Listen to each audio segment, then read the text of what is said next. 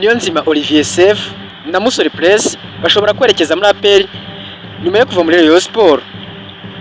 Menya impamvu abakinnyi bifuza APR FC, uko ibiganiro bihagaze n'ingaruka bishobora kugira ku isoko ry'abakinnyi 2025-2026.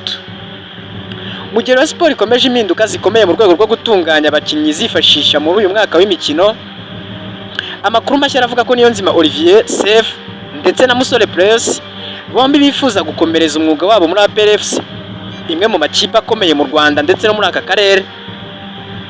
Sefu ashaka intambwe nshya muri APR nyuma yo kutumvikana na Rayon Sport ndetse bakumvikana gutandukana ku bushake no ku bwumvikane.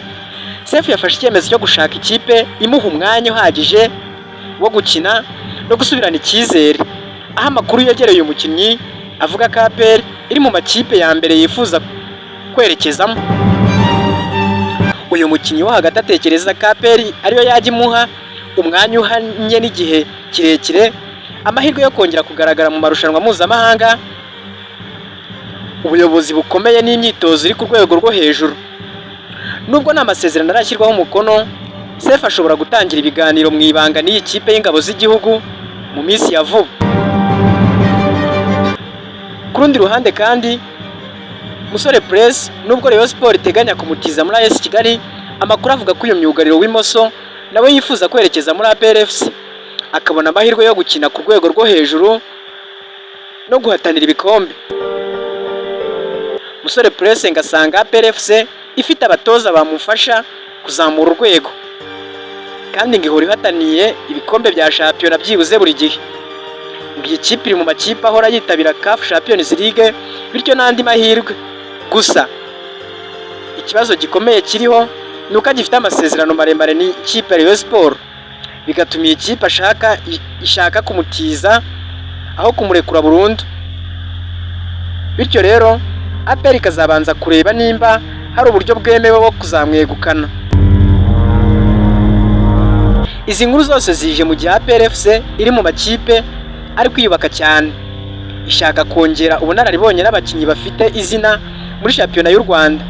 Kuba Sefu na Musore Prince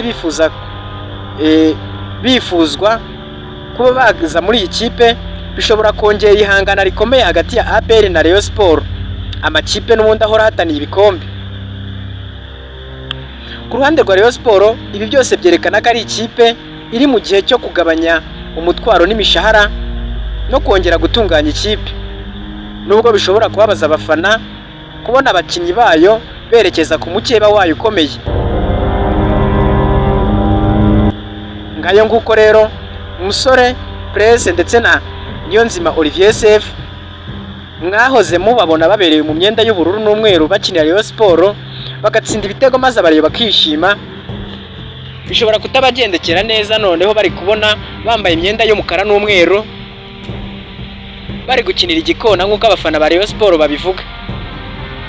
Ese wowe urabyumva ute? Duhurire muri comment.